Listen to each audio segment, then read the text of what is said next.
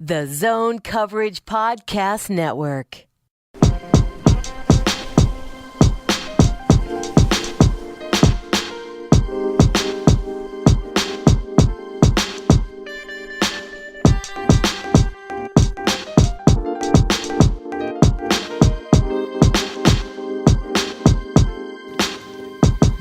Moving on to the backcourt.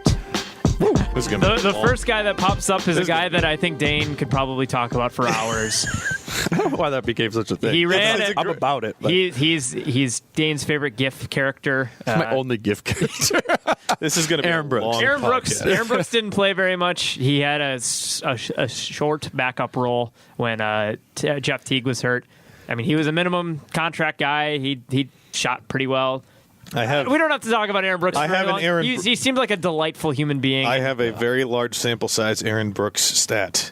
Oh my god! Because that is not possible. I still have the 2-man lineup tab up on the NBA Stats website. Aaron Brooks and Jeff Teague played in 3 games together for a total of a minute or less, and their net rating while on the floor together was minus 178.7, which is the lowest of any 2-man combination on the team. You're welcome. We started front court with Aldridge and back court with Brooks. Oh my God. Who's next? You don't want to talk about him anymore? I will say. I'm going to say something. I think that Aaron Brooks. We saw that when he had an actual role of 15 minutes a game, he could still have an impact on the game, and he's 32 years old, which is not young. He's definitely not going to improve anymore. Though, either. Yeah. No, so I guess what I'm saying is he could be back, and if the Wolves were again presented with a situation next season where they needed a third point guard because Jeff Teague or Tyus Jones got hurt and Derrick Rose isn't on the team, I don't know. Yeah. I was just... There are things that Aaron Brooks is good at in basketball. He is freaky fast and he can shoot. Well, and that's like, you think about, we talked about the Emile Jefferson possible role.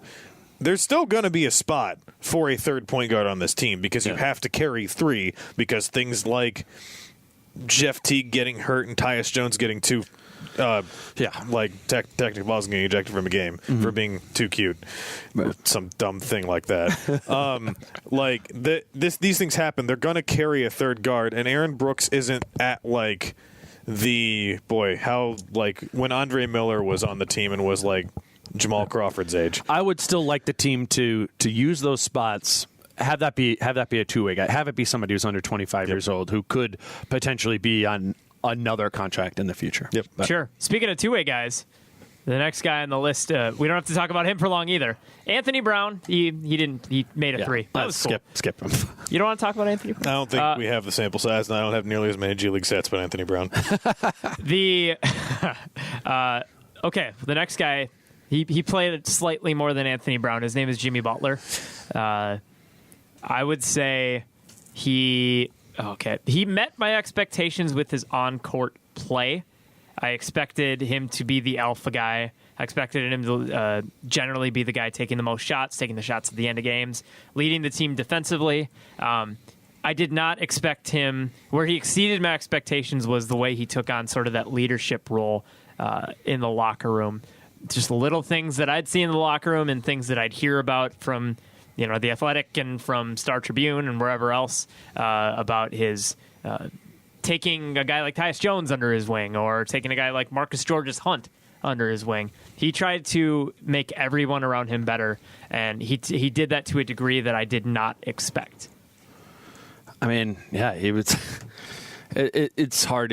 He's not even a statistical. I mean, you can't even really go to statistics with him. It's. I was just having a conversation about this with the Celtics players, and specifically Al Horford is just somebody who his actual on-court value every single game exceeds what he does in the box score. And I think Jimmy Butler is that too.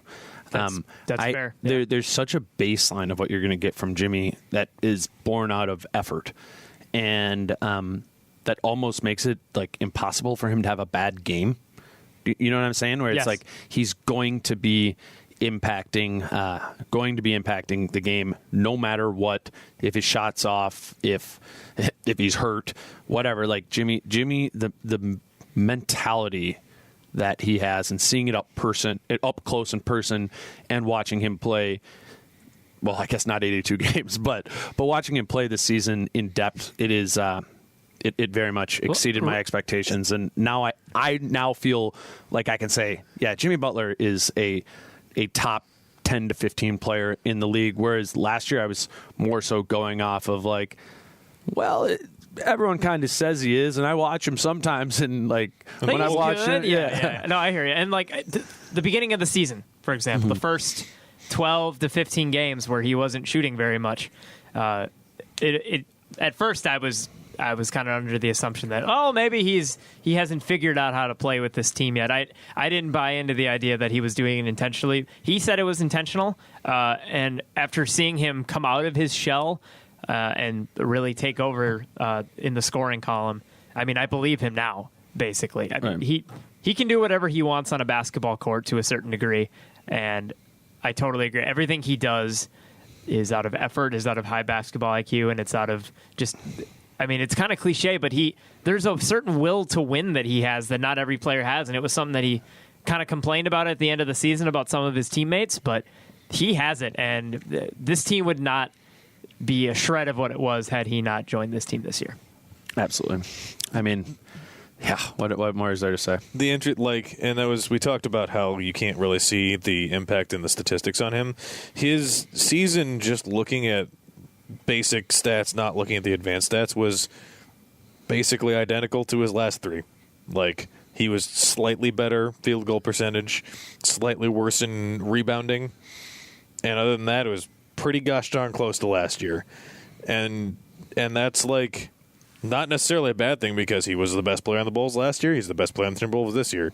But it's one of those things, like, if you take his last year's season as the expectation statistically, he met those expectations. He was the player they traded for. It's interesting bringing that up. I was like, look at him trying to make a couple notes on each of the players, and I thought that about Butler. I was like, well, it's in many ways he was statistically so similar to what he was on the Bulls. So I started kind of looking for differences, and a good difference was he really decreased his volume of deep twos from his time in Chicago, which he still is probably, I mean, wouldn't fit great on the Houston Rockets. He's a type of player who likes getting to that 15-foot spot and pulling up or shooting a fadeaway, but every one of those feet make a difference as you push in further. And I don't think Jimmy Butler should change his game, so he's only shooting threes and layups or anything. But that's good. Keep those twos that you're taking as close as possible, to the bucket. Would you say for you guys that as a shooter he exceeded your expectations? No. I mean, he was I don't want to call him streaky. He was kind of streaky. He was kind of what I expected. There were moments where he made some insane shots. So in that sense, yes, I wasn't aware of his ability to take and make those sort of crazy pull-up or fadeaway mid-range and three-point shots that, I mean, Andrew Wiggins would occasionally take that were more cringing. I felt more comfortable with him shooting those types of shots. But at the same time, think about the end-of-game situations where Jimmy took some really boneheaded shots. Oh, yeah. In a couple places. Most notably, what was it? Was it game 1 in Houston where he took not a three at the end of the game when they needed three? Yeah. Like, if there's an area to look for, we kind of like loosely talked about areas for guys to look at improving. It maybe not necessarily shot making, but decision making in those late game points, or even in the end of game 82 or towards the end. Their last shot, yeah. Dribble, fade away. What was it? Kind of like a corner three, impossible fade away. He was 0 for 12 on those type of shots, and a lot of them were ridiculously hard shots when you had good shooting options elsewhere on the floor. Like, say, I'm not sure Karl Anthony Towns had the opportunity to attempt a game tying or winning shot this season. I know Andrew Wiggins made one, which was a great shot and very fun. But we talked in Towns' review about the fact that Towns is maybe one of the best pure shooters in the NBA. Why is that not the guy taking the shot at the end of games for you? And when you when the opposing team has scouted the Timberwolves and they know that it's Jimmy Butler taking those shots, and more specifically not Karl Anthony Towns taking those shots, I feel like that could be played into Tom Thibodeau's hands at the end of a game situation because they're going to be watching Jimmy Butler before they're going to be watching Towns. If the Timberwolves need a 3 to tie the game, Karl Anthony Towns should be shooting that shot every single time. I guess it's the harder argument, to draw up for right, a big exactly. yeah. The argument to be made is if there's 10 seconds left and you want to take a 3, you can't really have Karl Anthony Towns up there dribbling back and forth. I guess in theory you can because he's a better ball handler than most people his size, but it doesn't fit as well, I guess. And it's tougher to open a guy up for 3 at the end of a game smoothly, I would imagine. One more thing on Butler, and then we can move on. But how many threes per game would you guys like to see him be shooting? Because I think we can say everyone on the team needs to shift into shooting more threes, or at least the players that are capable. So he was at 3.4 this season. He's taken somewhere between 3 and 3.5 each of the last 5 seasons. Mm-hmm. He's a career 34% 3-point shooter. He shot 35% this year, which was lower than last year. But we have a lot of players who have been put in a situation or been empowered to shoot them, who have made big jumps in volume of threes per game. I feel like he and Wiggins are kind of the same in that aspect because I kind of want to see both of them take more threes. Yeah. For me, I want Jimmy Butler to be the primary creator, and that is for me to suggest just less dribbling time for Jeff Teague. And if that results in him taking about 3.5 threes per game, so be it, as long as that means more kicking out to next year. Maybe it's not a Taj Gibson. It's probably a Taj Gibson, but to your Towns, your Wiggins, and your Teague type players, I would rather they have a bigger uptick than Jimmy Butler. You're kind of saying like Butler more of a James Harden type of role, exactly, where he is a guard that is more often the lead ball handler, even if he's on the floor with a point guard. Yes. So, taking that, you have James Harden, who Harden is the lead is an ball absurd shooter as well. Shoots an absurd volume. He averages 10 threes per game. Mm-hmm. Harden does average per game. Jimmy Butler didn't shoot 10 threes in a game in any game this season. He shot more than 5 only 10 times this year. And I mean, you really list off like all the other all-star wings, it's an extremely low comparative volume. Given Butler, I don't think he's a great shooter, but the ability to take that shot is there, and I would like to see that volume increase. I'd like to see it. I guess my point is I'm less concerned about his increase than I am other players. Sure. But if there's a pecking order of players I'd like to see take more threes, it goes Karl Anthony Towns, just in the starting lineup. Karl Anthony Towns, Jeff Teague, Andrew Wiggins, and then Jimmy Butler. I'd like to see them all increase that number, but he's lower on my list, I guess. The quintessential comparison in terms of wing shooting threes and maybe guys who shouldn't be doing it more. Yeah. DeMar DeRozan took more threes per game this year than Jimmy Butler did. Wow.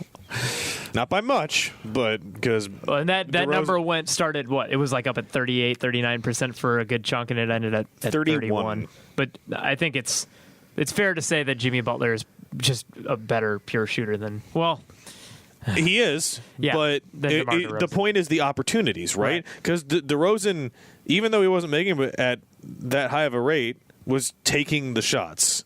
Mm-hmm. And that, I don't think, is necessarily a bad thing. It's the first year he's ever averaged more than 2 a game. But for him to even have it's the Taj conversation. For him to even have the threat of that did good things for Toronto's offense that hadn't been possible before.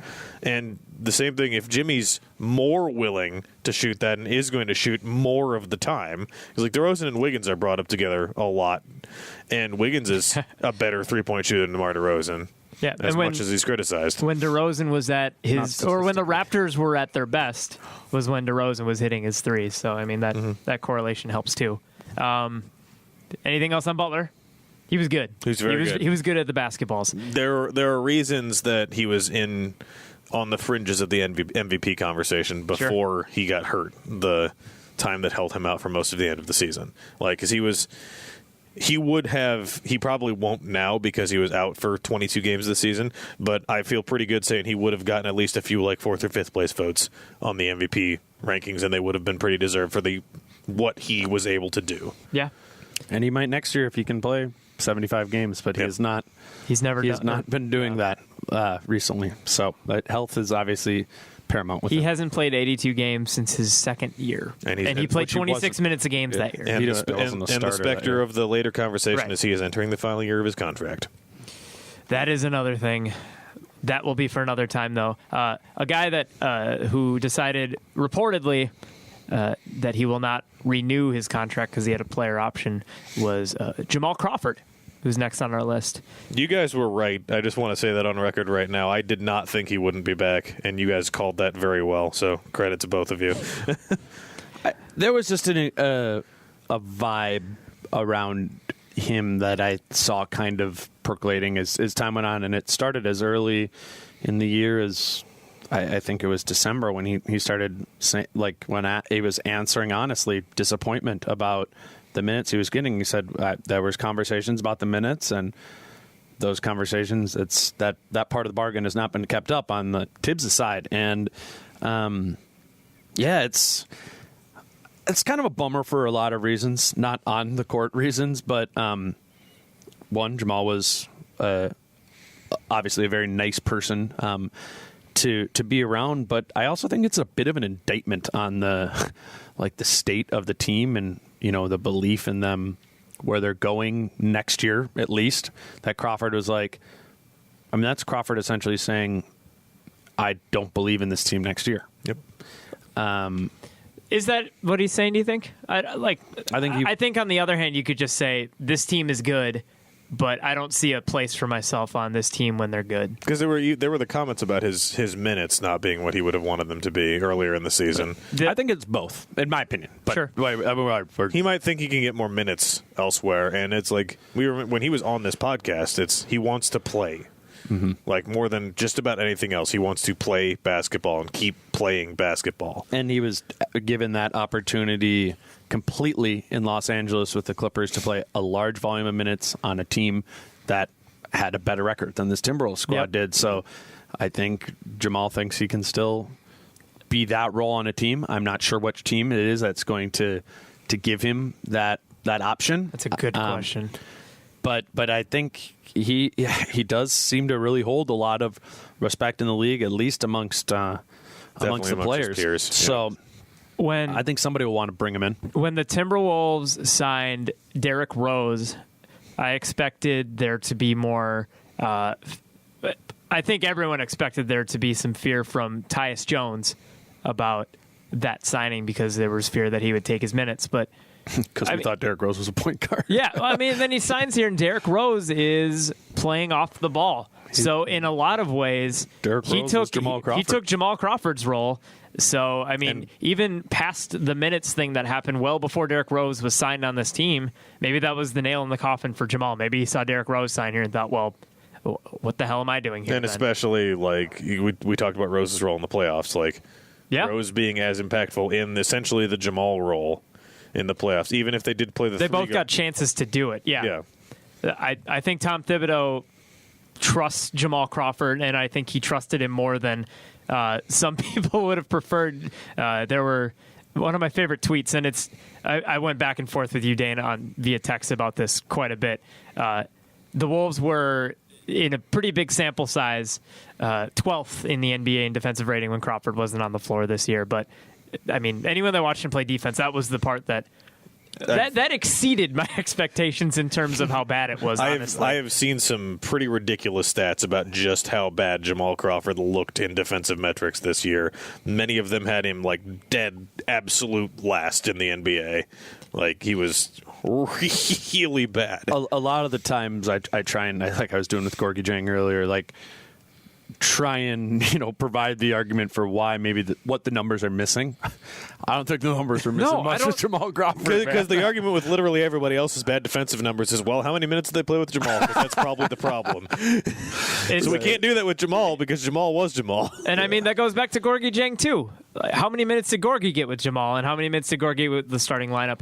I don't know. Anyway, Jamal Crawford, if we want to talk about Jamal in a good lens, he single-handedly won them 4 or 5 basketball games, which met my expectations. That was what we said when he signed. Like, he's a guy. I can think of 2 he off did the top of something my at head. the end of games to win the. He hit that huge shot against Utah, and he was big in that the Wolves Wired Live game. He hit a bunch of big shots in that one as well. And there was at least Against there was at least one of the fourth quarter where he just scored 17 points and totally carried the team. Sure. Oh, Portland, I think. Yeah. I agree generally. Like, that's his role, and he did that, and he killed it in those games. But by kind of saying that, it implies that they would have lost those 4 or 5 games if he wasn't there. And all I'm saying is you put another person in there in those spots, maybe it's not 4 or 5 of them, but maybe somebody else makes 3 of them. You know what I'm saying? Like, so when people are trying to pump up Jamal, that seems to be including Tom Thibodeau. That's his go-to. Yeah, propaganda. I mean, anytime Tibbs, whatever, would be asked about it, it was always, well, he can get hot really quickly.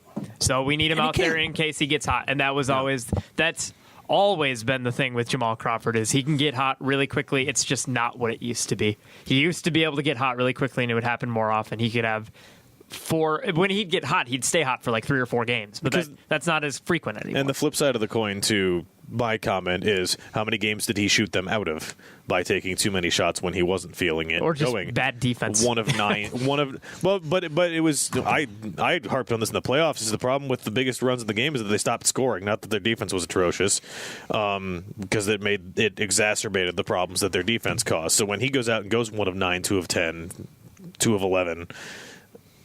That's bad. It's not good. But I'm just saying, like, when I'm writing a thing on Kevin Love for Sporting News. This is my example. I was watching Game 2 or Game 3, and there was the sequence where he lost Serge Ibaka on 2 straight possessions, and it helped Toronto get back into the game. But then he makes a 3 and then makes this nice little skip pass to Kyle Korver for another 3, and it kind of balanced it out.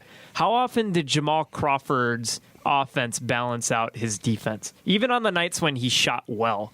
That's kind of my question. So the games that he won for the Timberwolves, I just wonder how many plays on the other end hurt the team to give him an opportunity to shoot them out. That's a good question. I don't remember which game, but I remember one game where Jamal made a really good defensive play that sealed the game, and it was really strange.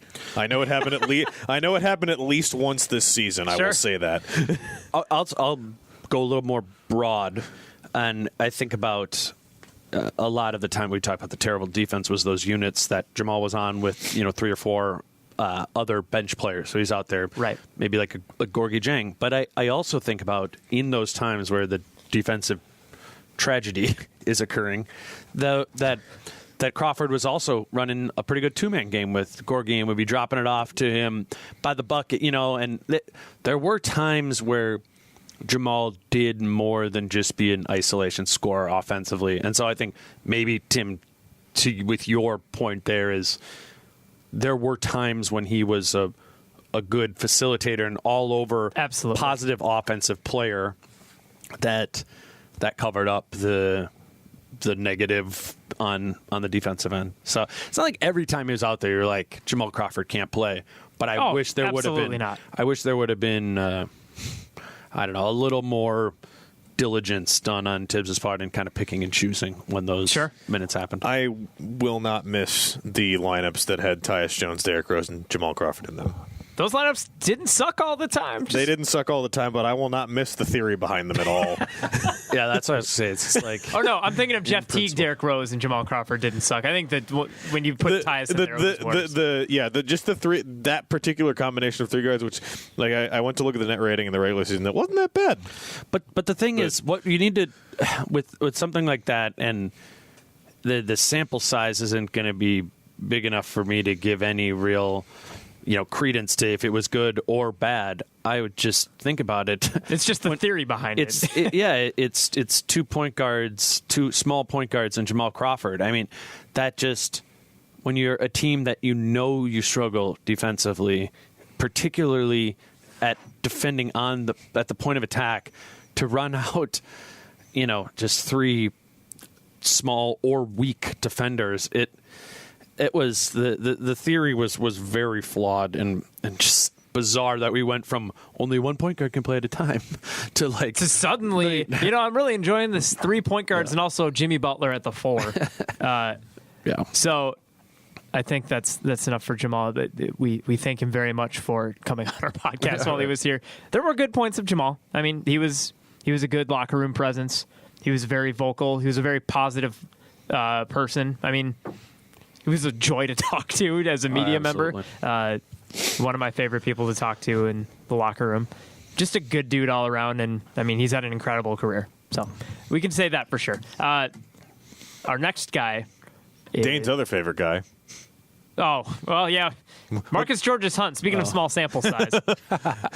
I mean, he's no Trenton Hassel, but he had a stint where he got some minutes. Talking about winning games, he wasn't the guy that beat the Toronto Raptors at home, but he was a key component to beating the Toronto Raptors, if we want to touch on MGH for a minute. I mean, he had his role for a second. It wasn't a consistent role, and to Tom Thibodeau's credit, when he got his chance, he wasn't great through that whole stint. But there were moments. Yeah. And I think that's all you can ask for a guy that signed a minimum contract. Non-guaranteed contract to start the year, and I think his level of play early on in the season, warranted getting picked up for the rest of the year and keeping him on as a backup wing that was purely there for depth. But it's like what we were talking about with Emil Jefferson. They're going to have minimum players on the team. It's good to have a guy that is familiar with the system, familiar with the players, and so I think I liked that out of Marcus Georges Hunt. And if he's willing to come back for the minimum, I think there's going to be numerous players that the Wolves are going to roster at the minimum this season. So it wouldn't bother me at all if he came back next season, and I think that right there means that he exceeded my expectations from before the year started. In a situation that shouldn't be very hypothetical, if Derrick Rose gets hurt, Georges Hunt potentially slots into that backcourt, that bench backcourt type of lineup next to Tyus Jones, and would be just fine there. Yeah, I think we got to the point where we felt comfortable with Marcus Georges Hunt out there for whatever that. Like Marcus Georges Hunt playing with bench lineups was better than Shabazz Muhammad at the end. That's playoff producer Shabazz Muhammad in Milwaukee. So our next guy, I think he exceeded expectations from most people's perspectives. You guys can tell me if you disagree. At least he did as a starter. Tyus Jones started the year getting very few minutes. Jeff Teague got hurt. He played more minutes. The Wolves went on a big run. They played really good defense. Tyus Jones seemed to be a positive force in that effort. Coming back off the bench, he wasn't. I mean, he kind of got slotted back into the same role in the same number of minutes, so he wasn't really able to do that sort of same damage. But I think when I say he exceeded his expectations, I don't think his role as an NBA player long-term was solidified until this year. I think he's kind of made a name for himself, so to speak, this year. I agree. I think the biggest thing that took a huge step for me in watching Tyus Jones and exceeded my expectations, or what I thought of Tyus Jones as somewhat of a defensive liability entering the season, because while we had seen a little bit last year of like solid defensive concepts, he's still a small player, a small person in the NBA landscape, and I had concerns about him as a defender. I think he improved on those concepts of understanding where to be always, and became not only very good at staying in front of his man, but excellent at picking his spots for when to go for steals, when to pursue the passing lanes. I think Tyus Jones has proven to be the type of point guard that you like to put at the point of attack of your defense. That's huge. As far as an offensive player, I don't feel like we really know Tyus Jones yet, because one, just not a ton of opportunity, and two, what those opportunities, and you alluded to Tim, is obviously the folklore of his excellent minutes with the starters. But being with the starters kind of, powders over him a bit because he becomes, the fifth guy. We don't really get to see him featured, which is fine. That's why he was good, is because he embraced the fifth guy role there. And that's was always the argument for him versus Teague, is by having Tyus in that lineup, you allow the other scorers and more key players in that lineup more opportunities, more shots. And in theory, that was always the gripe with Teague. Was when he had the ball, there was a lot more. It was a lot slower, and part of that might have been a Tom Thibodeau thing. Maybe he wanted Teague to sort of. We talked about how it was threes or layups or whatever, and the Wolves were comfortable taking shots near the end of the shot clock. With Tyus would get the ball up the floor and throw it to somebody immediately, and then the offense would initiate. That didn't always happen with Teague. So for the last time this season, the Timberwolves' three most played five-man lineups this season were the starters, starters with Bjelica, starters with Tyus. They were the only lines that played more than 125 minutes together. Yeah, and the two lineups that weren't the main starting group had better defensive ratings, which is funny. so net rating of the starters was plus 8.5. Pretty good. Net rating of starters with Bjelica plus 6.3. Still pretty good. Net rating of Tyus plus the starters 23.4, which is the best five-man lineup out of any five-man lineup in the NBA that played over 250 minutes. Yep. And for some context, 250 minutes is actually a lot. Yeah. That's a lot of time. Only 35 five-man lineups in the whole NBA even made it to 250 total minutes together. For like some context, the Sixers starters played 600 minutes together, and they had the sixth highest total in the whole league. So we got to see that a lot with Tyus Jones, and statistically, it really showed up. In my opinion, that completely overblows Tyus Jones' value. Yes, and who he is as a player. It's convenient for the times when we're trying to say this is why when we like Tyus Jones.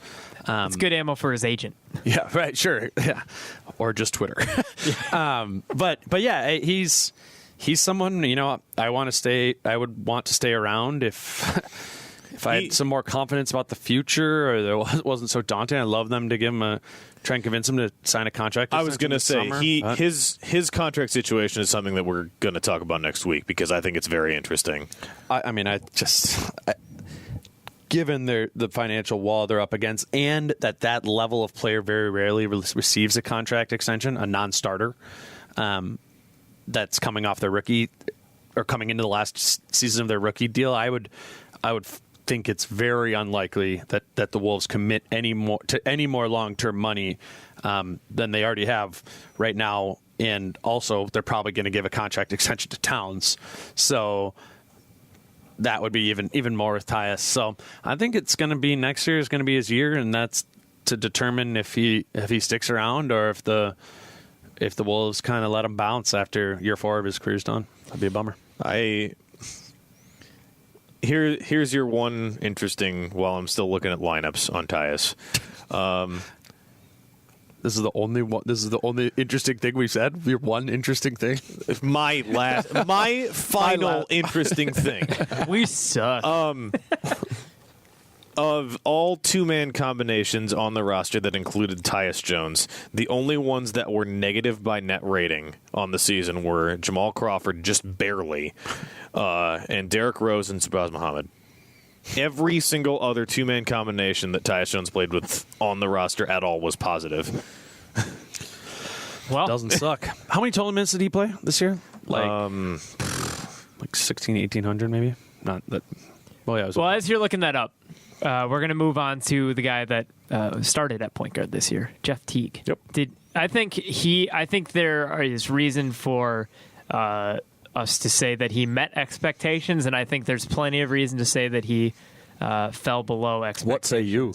I say I think he fell below expectations a little bit for me, and part of that is unfair to him because I just question how he was. It's like Towns for me. I don't know if he was utilized in the best way possible. There was a lot of time with him dribbling the ball, and to me, on a team with Jimmy Butler and Andrew Wiggins and Karl Anthony Towns, and in a system where Karl Anthony Towns maybe isn't getting as many touches or as much time with the ball, I think Jeff Teague could have been used differently. Instead, he was a subject of criticism for a lot of over-dribbling, over dribbling.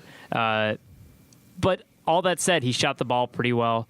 I mean, he was a good floor general. And I would say for I'll me- say, Go real ahead. quick, he did exceed my expectations in his sort of just locker room and sideline and on the bench candor, I guess, so to speak. He was much more vocal, much more positive, and much more of a force in that sense than I expected. He met my expectations defensively, and that's not a good thing for him. So I don't know. It's a mixed bag for me when it comes to critiquing Jeff Teague. I would say for me, he exceeded my expectations. Pretty, I thought what he brought down the end of the season was huge for this team, particularly if you are someone who falls in the boat that making the playoffs was extremely important. I don't think they make it without Jeff Teague. From what he contributed while Jimmy Butler was out, was massive. That's absolutely true. I think also with Jeff Teague, there was this whole sort of. It came with a lot of baggage, obviously, because all the Ricky Rubio stuff, the Tyus Jones stuff, but even moved beyond that. And I think even us who are people who really live in the weeds of NBA stuff, is we didn't really know who Jeff Teague was going to be. We didn't know who Jeff Teague was before he got here, because an article I wrote before the season was just kind of saying that is like, I don't really know who Jeff Teague is now, and I can go and check out his YouTube highlights and go to his NBA.com page. But the reality is, in his career, he had only played the Wolves something like 12 times. Career Eastern Conference player, yeah. Career Eastern Conference player. And so us, and other Timberwolves fans had seen very little Jeff Teague, unless you're somebody who watches a ton of League Pass. I don't think we knew that much about who Jeff Teague was or what he was going to be this year. So I tried to, for me, as much as possible, like strip down, well, for sure try and strip down the Tyus Jones and Rubio, stuff like that. And some of the noise of looking exclusively at his numbers that didn't look that career positive for him. And then look at disregard some of the positives too, like that he made an All-Star game and stuff like that. And just judge him as, what he does on the floor when he plays. And I think he has a lot of talent. He's a really talented scorer, a very good ability to get to the bucket. The shooting, I think he's not a pure jump shooter at all. That's not his preference. But when he's flying and he's getting to the bucket, and then uses the jump shot as a secondary option in his game. I mean, he can be a pretty dynamic offensive player. So I guess that's all to say. I didn't really know what I was going to get from Jeff Teague going into this year. Didn't know what to expect, but I'm pleased with what we got. What do you got, David? I think that Dane's point about not really knowing who Jeff Teague is interesting, and to some extent, I'm not sure we do yet either, because Teague is a player that I'm looking over Tim's shoulder, what he's got pulled up on the computer, and he's still only played 2 of his 9 career seasons outside of the Atlanta Hawks organization. And for a lot of reasons, that his year in Indiana last year kind of, in 2016-17, kind of felt like a lost season, didn't really move the needle in any way. He was a free agent and moved out afterwards. And like that was the Jeff Teague I knew. Is the Jeff Teague of the great Hawks teams, the Jeff Teague who made a lot of things that the best Hawks teams of the last few years did work. And I think that it's still, we saw it through this year of him like trying to find his footing and his place through injuries, through lineup placement, through all of that stuff, because he's still like, he hasn't played a second year with a team that's not the Hawks yet. And so I think, like, I'd say he probably, by the end of the year, he met my expectations, because he was. We have a lot of rose-colored hindsight end-of-season glass, but he was very, very good at the end of the season. He was like absolutely hugely huge. impactful. Yeah, with Butler out, Dan, you're absolutely right. And with Butler out, they wouldn't have made the playoffs without And so I'm almost more than this season. I'm very interested in what next season looks like for Jeff Teague, because it will be his second year in a team for the first time outside of the Hawks organization. And so I think that there are things like within the team, with this group of players, with this coach, with these systems, that could stand a chance to get a lot better. I have an interesting question, I think. If the Brooklyn Nets said, who have the cap space to just absorb Jeff Teague, said, we will take Jeff Teague from you for the draft rights to some player never get. So you get nothing. The Wolves got nothing back. Would you give Jeff Teague to the Nets and just not have him and his $19 million for next season and $19 million the year after that, and then give the starting lineup to Tyus Jones? What would you do? That just means, do you see Jeff Teague as a positive asset or a negative asset given his contract? Oh, I'm so biased. Can you this. be? I mean, if oh my God, that's a really hard question. And the fact that it's a hard question probably doesn't lend itself well to Jeff Teague. That doesn't lend itself well to the $19 million. I think that's.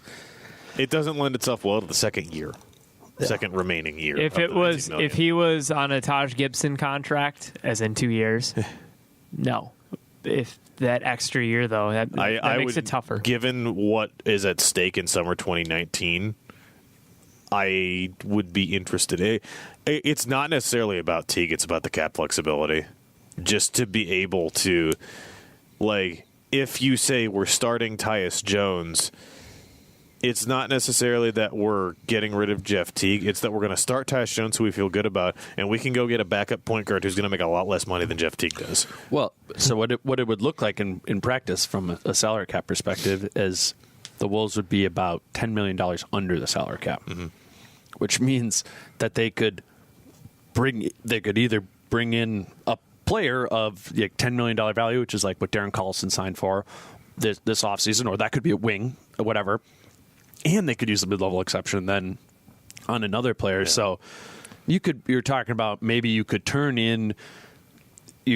get out Teague and bring in a $10 million a year Darren Collison, plus bring in Tyreek Evans or something along that with the mid-level exception, and that would equal about $19 million. I mean, I think I'm the one who is pumping up Jeff Teague here, but I think the answer to that Nets hypothetical is no-brainer. Like, yeah, here I will carry Jeff Teague on my back. Do you know Brooklyn? Do you know who they would sign? They would sign Rajon Rondo. The Wolves, yeah. Who is a free agent going into this offseason. I was also just looking at potential Rajon Rondo destinations, and I like San Antonio. Yeah. I kind of like that. But Pop Rondo is a hilarious concept. I mean, I don't know. It's like go through the league. If Rondo doesn't go back to New Orleans, this is such a quick pivot. If Rondo doesn't go back to New Orleans, like there are so few teams who need a point guard. It's crazy. But so that means there's very few teams who would be interested in Jeff Teague's services. But I don't know. He's not going anywhere. He's part of the Tibbs crew. Tom Thibodeau loves Jeff Teague. I would trust the hell out of him. He's one of the best point guards in the NBA. Oh God, how many times did we hear Tom that? told you? He's told me several times. And no one ever said no, he's not. I don't know why. Just kidding. Anything else on Jeff Teague? We have one player left. Real quick on Teague is, sure. I thought it was really interesting at the end of the year when he started vocally coming out and saying things that that directly conflicted with what Tom Thibodeau said. That happened twice, right? Multiple times. It happened. Yeah. It happened in the playoffs, but it also happened towards the end of the season where he talked. I think he said straight up, the bench guys need to play more. I think that word for word multiple times. Yeah. Before we move on to the last player, I want to say that I'm glad Shabazz Muhammad found a new home where he is doing slightly better. Because he did play on this team this year and clearly needed the change of scenery that we all thought he needed in the offseason and didn't find. You think Boz will be on an NBA team next year? I think his stretch with the Bucks got him another job. Yes, probably got him at least another 1-year deal somewhere. Yeah. He was already a veterans minimum player this year. I think it was getting crazy close to that answer being China. Had he not played for Milwaukee and just sat at the end of the bench, I think he was headed to Real Madrid or something like that. But he played and was pretty okay at times. He had some moments. That right shoulder hook was looking nice a time or two. So, shout out to Boz. He's gone now. Is that the only former Wolf from this year? Do we have any others? Mello Trimble? We didn't talk about Mello Trimble in the third point guard conversation instead of Aaron Brooks, but it's one of those things that if Tibbs trusted him at all, how many things can we talk about before we bring up Andrew Wiggins? We're approaching the 2-hour mark, so we're totally splitting this up into 2 episodes, just for the record. I kind of thought so. Andrew Wiggins, pretty not a very divisive player. I think most people agree that he's Andrew Wiggins. This is the guy that we have talked about. Like if there was an index for the times we've talked about a player through this season, I bet Andrew Wiggins is, if not number 1, number 2 of the most discussed guys. I bet we've talked about him more than Jimmy Butler, and I bet we've talked about him more than Cat. It is so hard at this point to talk about Andrew Wiggins, the basketball player, and not Andrew Wiggins, the 2018-19 cap head. Yeah, we're talking about contracts, right? I mean, my God. Because it's the thing is, like, this year you can talk about it. How do you feel, Tim? You're talking about contracts? It's a lot of money, man. Contracts. We talking about Hey, I've been a resident of, as Lucas C. Hafer puts it, Wiggins Island for a long time, but the closer it comes to that contract being the actual number and not next year's number, and considering his 4 years now of production. Is it the number in the trade machine yet? Because if it's the number in the trade machine, I'm counting it real. It's to anyone who thought that the Minnesota Timberwolves should not trade Andrew Wiggins for Kyrie Irving. You are very wrong, and you should feel bad. Yep. Hi, Dad. My dad told me there's one player in the NBA that he'd trade Andrew Wiggins for, and that's Kawhi Leonard. And yes, we're including LeBron James in that. When did he say conversation? How recently? Yeah, how recently? I don't know if I want to totally call him out. Love you, Pops. Within the last month. That's kind of what because I know the Wiggins he is big on Wiggins. And I mean, there's reason to be big on Wiggins to a certain degree in his potential, but it's like the clock is ticking, I guess. He can score. He's an athlete. He improved defensively. There's just the overall growth that we need to see from Andrew Wiggins for him to truly be like a max level player, to earn that contract relative to his financial peers. It's just not there. It's not there yet. That's what it comes down to. We saw regression offensively this season, and that is that's a concerning thing for a 23-year-old, regardless of contract situation. I think overall, I wouldn't say he had a worse year than he did the year prior, because as you mentioned a couple times, Tim, is defensively saw a lot more effort, but much like with the team's other young stud, the issues lie between the ears. Andrew's are far more concerning than Towns's when it comes to those issues, because with Towns, I don't question his heart and his motivation. I watch Andrew Wiggins. I have watched Andrew Wiggins play a ton of basketball, and from the first time I watched Andrew Wiggins play basketball at the University of Kansas, I questioned how much that kid liked basketball. And I watch Andrew Wiggins play basketball today as a 23-year-old, and I question how much he loves the game of basketball and the work required to be an elite basketball player, or even an average one. That's when we talked about Towns before. His floor is an all-star. Mm-hmm. What's Andrew Wiggins' floor? Like what is Andrew Wiggins? Hopefully, I mean it's a complex question, but what is Andrew Wiggins' floor right now? Well, there just aren't other players in the NBA who are shooting as much as he does at this low of a level. It's not out. I mean, it's not out there. There is no other example. There was a lot of them in like the early 2000s. Yep. There's players like that. Jamal Crawford. Well, and as previously pointed out, it's not like the team doesn't have a shortage of people well qualified to take those shots that aren't named Andrew Wiggins. Absolutely. Like, that's the thing. The fact that did he finish the season leading the team in field goal attempts? Yeah. That sure did. Is absurd. And that's an indictment of the coaching staff, in my opinion. Yeah. Well, and it's that. I think that's the main issue. But another thing with Wiggins is there is a lack of wanting to get other players involved in Wiggins' offensive game. Obviously, a stat you can look there is assists, but it's even bigger than that. And and having watched a lot of playoff basketball recently, the good players are out there. Even the great scorers who are getting their 20, 25 points a game, they're out there and operating in the midst of a play, trying to get their team to score a bucket. Andrew Wiggins gets the ball and tries to score a bucket. And those are two very different things. And I think that's at the simplest of levels. That's what's wrong with his offensive efficiency. And then there's a whole nother level of effort and attitude that I think is an issue too. Other side of the coin, we're talking about a elite athlete, and we're talking about a player who has a stroke of a jump shot that looks substantially better than what every one of his shooting statistics Totally suggests. So I'm not that I've lost hope on Andrew Wiggins. I think it would be very. I think it's possible that he's shoots high 30s from 3, and that ends up being a positive, impactful role player. I am at the point now, after 4 years, where I am ready to give up the pipe dream of Andrew Wiggins being a high level impact an elite all-star. I don't think that ceiling. So you think that the odds of like what Bradley Beal was this year is still within the realm of possibility? Not elite level all-star, but an all-star? No, now you put it like that. No, I don't think so. I don't think. So what's his ceiling to you now? I mean, this has been a way overbeaten dead horse, but it's something like a Rudy Gay. I was going to say, are we going to go with the most beaten? But that's the thing, is Rudy Gay evolved into a better version of Rudy Gay, and even what Rudy Gay does in San Antonio currently is a helpful player.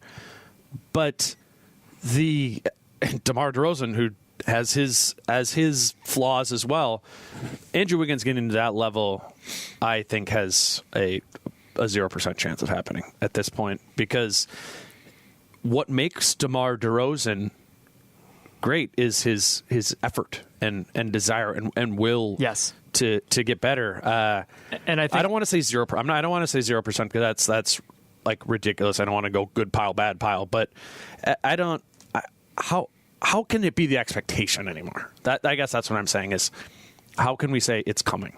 I don't know. I haven't seen it. All evidence points to the bad versus the good for him right now, other than the defense. I mean, I guess if you want to look at it through rose-colored glasses, everyone says defense is more effort than anything else. Yeah. He brought more effort defensively. It's huge. Maybe that translates to the offense. I don't know. It's tough because, I mean, the way he attacks offensively isn't efficient. And like you talked about his passing even. The majority of his passes were off drives where he'd drive down the lane, go up for a layup or dunk or whatever. It wouldn't be there, and then he'd fling it across the floor.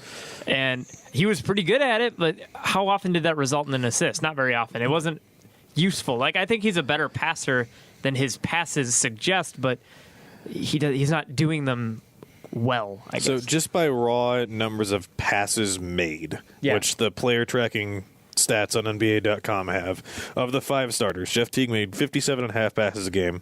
Towns made 50. Butler made 40.5. Taj Gibson made 38.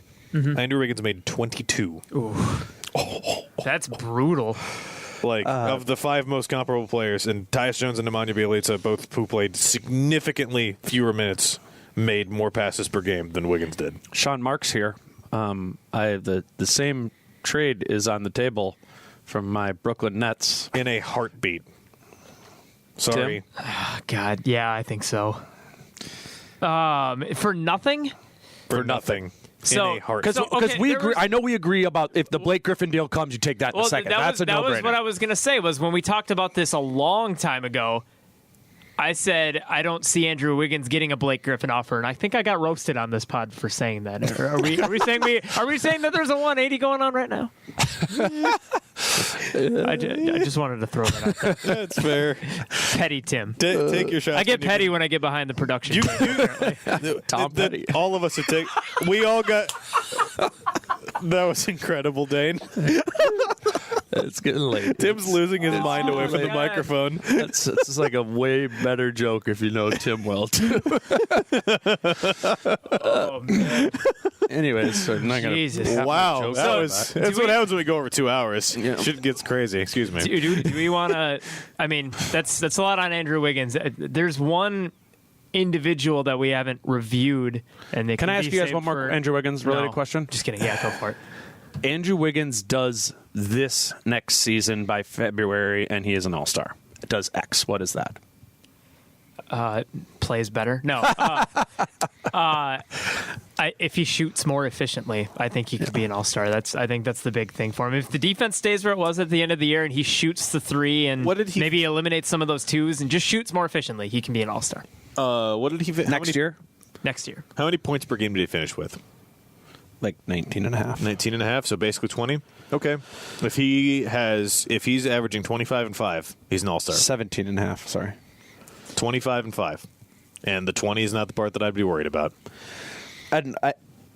This is somewhat semantics, but remember when we were like going through around the All-Star game, we were like, dang, it's going to be hard for Towns to get into the All-Star game because of all the...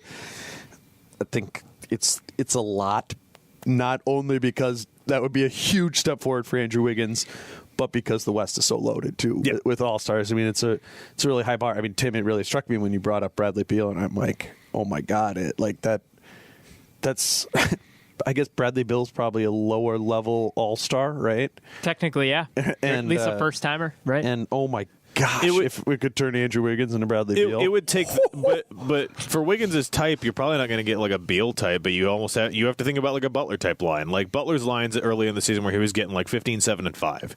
Like Wiggins has got to figure out how to be that kind of a player in the not scoring categories. See, the thing is I don't even.